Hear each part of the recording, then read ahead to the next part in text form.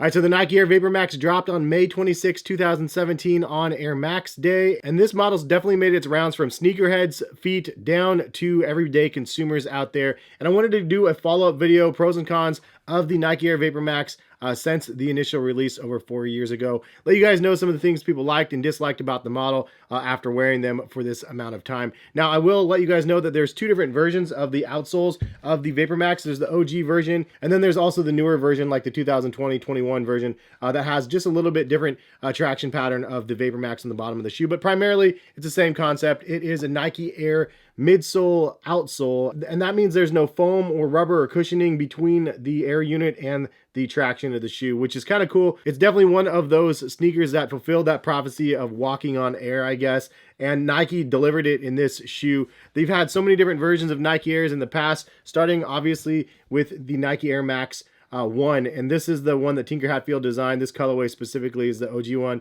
I think that that is pretty much a cultural icon at this point.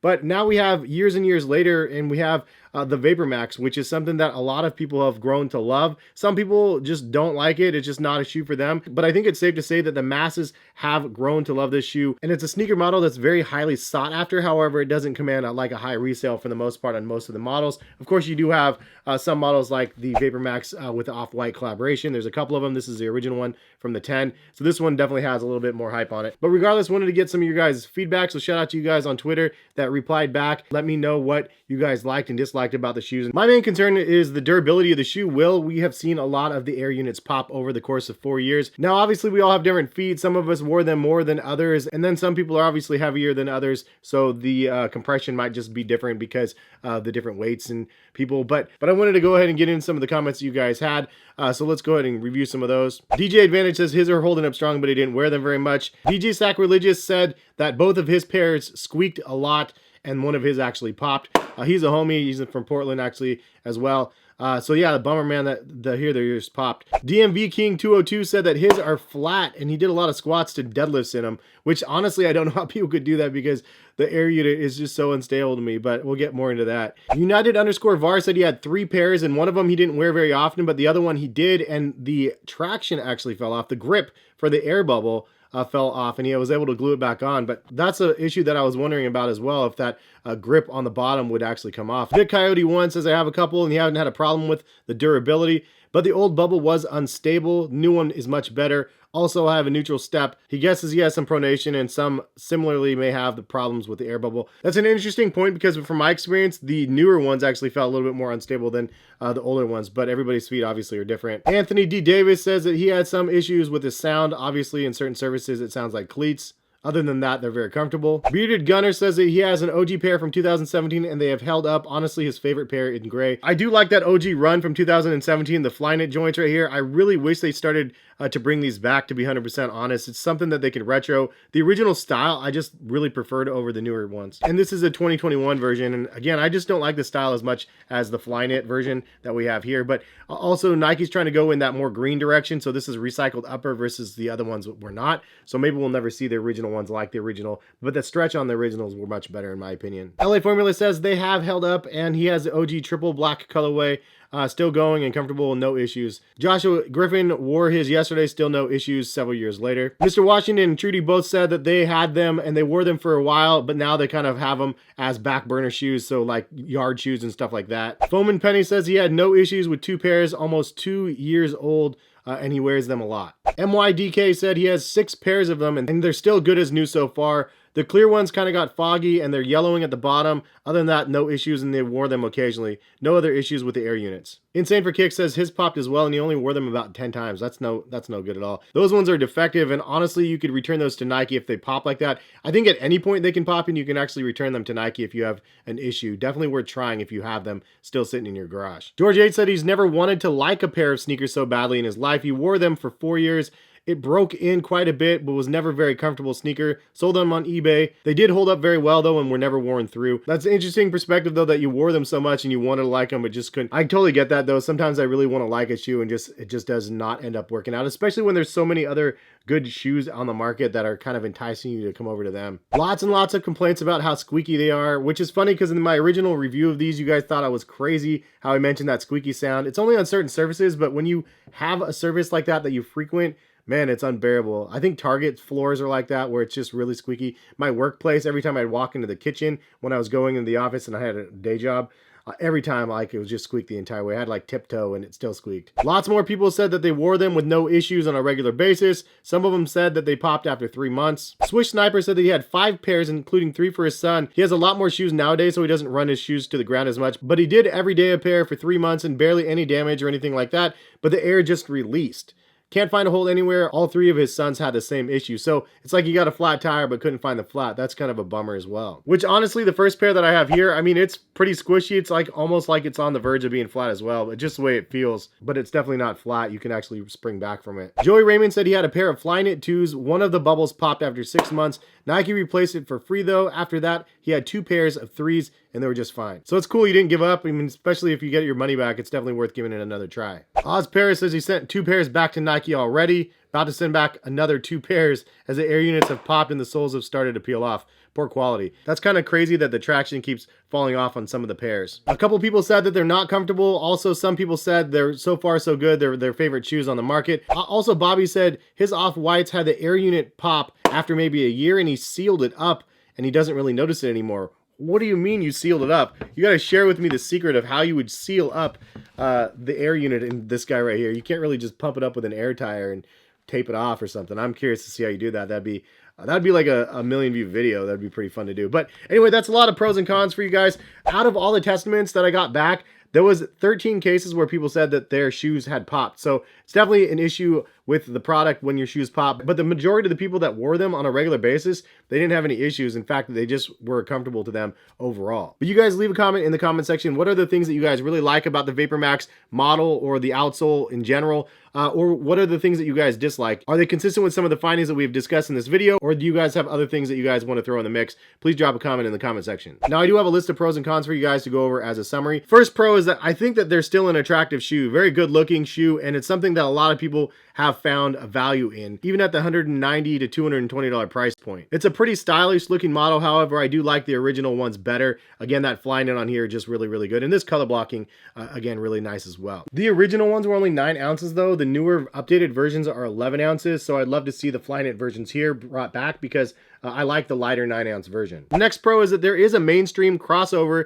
from people that are not just sneakerheads that want the products. Anybody that goes into a Dick's Sporting Goods or just a Foot Locker, East Bay type of store, and they look at their running shoes and they look at Nike Air shoes, the Vapormax is one of the most expensive ones on the market. So I'm definitely one of those people that look at the price points of the items, and then the items that are at the top of the price list are the ones that I usually think are the best quality. So they're usually the ones that I consider buying. I feel like there's definitely a lot of people that didn't know what they were necessarily buying. They thought it looked cool. They walked in the store and they made the purchase, and then they liked the shoe or they disliked the shoe for whatever reason. But the fact that there is such a huge mainstream crossover, it's definitely like a breath of fresh air for the Nike Air line, and it's something that I don't see going anywhere anytime soon. Even though us like sneakerhead people are not really on that model anymore, everybody else is, so it's definitely having some sticking power. I would say overall the sizing of the shoe is true to size, but you can go up a half a size. They're definitely very form-fitting. It's not like a big chunky shoe. It's very sleek and snug, so that's just kind of the way they fit. But I would say true to size definitely works, or you can go up a half a size if you have a bit of a wider foot. But if you do have a wider foot, these shoes might not be for you in general because they're pretty narrow. We'll get more to that in the cons. Next pro, durability. Overall, people said that they're pretty durable. They've wore them a lot. They had no real issues with the durability. And honestly, after my year check-in, I was very surprised. A lot of people said the same thing. But 3 years later now, after that original check-in, it's safe to say that people really still find these shoes quite durable. So I think the shelf life overall definitely is really good on the Nike Vapormax. Now, obviously, some people have had issues with them as well, but that's just kind of a small sampling over the large scale of the amount of people that replied back and said that they really are comfortable and still in really good shape. Which brings me to another pro is if they do pop, you can return them to Nike, so definitely look into that if you have had issues with yours. The next pro for me is the variety is still good for the Vapormax. They have a bunch of different models. They have the 2021s, the Vapormax Plus, FlyKnit 3s, the Evos. All 4 of those are pretty much similarly different. At the end of the day, I think the Vapormax Plus is the one that everybody really likes, which honestly, I've never even tried that model. I like the original Nike Air Max Pluses, so the Vapormax version I didn't really love the look of. But if you guys really want to see a video of the Vapormax Plus, drop a comment in the comment section and let me know, and I'll do a video this many years later. It has a core following for sure, and a lot of people really like that one.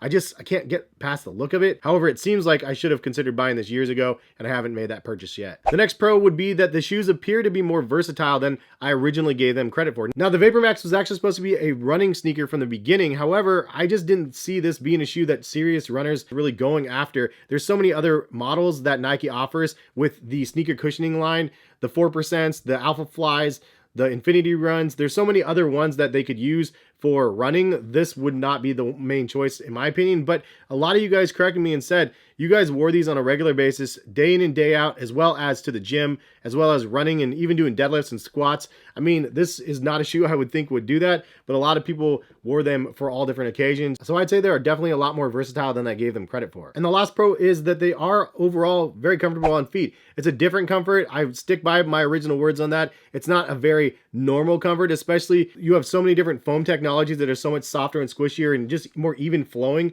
heel toe transition wise. These are definitely clunky on both versions. The newer and older sole, they're definitely more clunky than a traditional foam runner, but these are still really comfortable. There is some soft squishy feel there. It's definitely something you got to get used to with the heel toe transition on these, but it's actually pretty comfortable and you definitely can feel the air in the air unit. So last pro I wanted to mention, they are actually really comfortable. All right, so moving right into the cons, 13 people again said that their air units popped. Not a huge sampling for the number of people that replied, but still that's a pretty large number of people that said, yeah, I had issues with my shoes. They did pop. Some of them, they felt pop. Some of them, they didn't even know they popped. They just ran flat. So that's definitely something I would have thought I would have seen. So I'm glad some of you guys confirmed that it's going to be the case. I mean, it's Nike Air and you have a really fairly thin outsole. It's going to be problematic. The next con is obviously that traction pattern. These traction nibs here that are glued down, there's only like 3 of them here and there. And if you catch them just on the wrong thing on the pedal of your car on the curb, I could see that prying these off pretty easily. They're just glued down on that plasticky rubber air unit.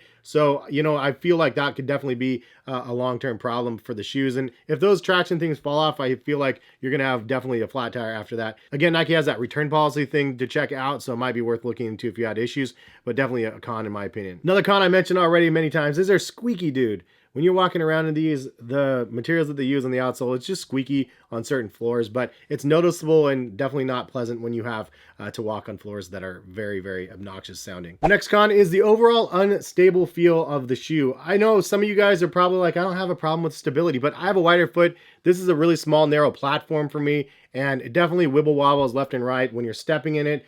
I don't know how people are doing explosive workouts in these. If you're doing a casual workout, totally maybe possible. I don't know about deadlifts like you guys are saying. But in my opinion, the original shoes as well as the newer versions had stability issues and nothing's really changed with that. Especially somebody like myself that's tried so many different versions of Nike shoes. Like the Infinity Reacts are a little bit wider platform. The Invincible Runs are extremely wide, so definitely a good option there if you have a wider foot. Vapormax is more of the sleek, narrower side of things, and obviously kind of hugs your foot like a cleat, so definitely not necessarily built for my foot type. The next con is one that I already kind of mentioned, but I wish they would bring back the OG FlyKnit version for the Vapormax. I really feel like this is the one that would sell out on a regular basis. However, since they changed that outsole, maybe they're never going to do something like that. Maybe they had issues with this outsole and they never said anything publicly. But if they could bring back this one, I would much appreciate it because I think it's the most stylish looking one of them all. It's simple, elegant, sleek. I just love the look of it. Similar to the Air Max 270s. They have the original form on those that they're selling on a regular basis as well.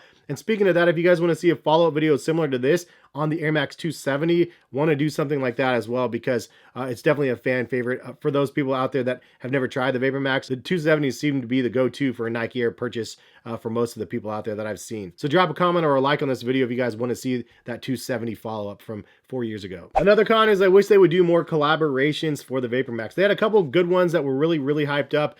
Clot one was okay. This one was obviously probably the top of the list for hype. And then that Cactus Plant Flea Market one was unbelievably good as well. I think I like the Cactus Plants better than these ones even. But I wish that they would have released more. They could do probably some more. It would be cool to see more come out. And it feels like they kind of like went away from it. Unless I'm missing a bunch of them that I didn't even know existed. But wish they had some more coming for those. And lastly, the base price of $200 definitely hurts the pockets a little bit. Originally was $190, now $200, $220, $250, depending on the colorway. But at the end of the day, it's like Nike's flagship Nike Air Max product. I think that this one took over the 720s for sure. The Vapormax is more of a functional shoe than the 720s were. So it's definitely the flagship one. But like both the 720s and the Vapormax kind of came out head to head, and it was going to be interesting to see which one became the fan favorite. And 4 years later, it's safe to say that the Vapormax is a fan favorite between those two Max Air unit models. But unfortunately, we're paying for that flagship price of that $190, $200. Sometimes they're on sale, but not very often. Anyways, that's a video. Hopefully you guys enjoyed. If you guys have other things to add that I missed out on, please leave a comment and let me know. Leave your feedback on things that you like or dislike about the Vapormax line from Nike. And I honestly want to know where they go from here. Are they going to bring more Vapormax models out with the same outsoles? Are they going to give us a newer version of the Vapormax outsole, which is what I would expect to see 2022?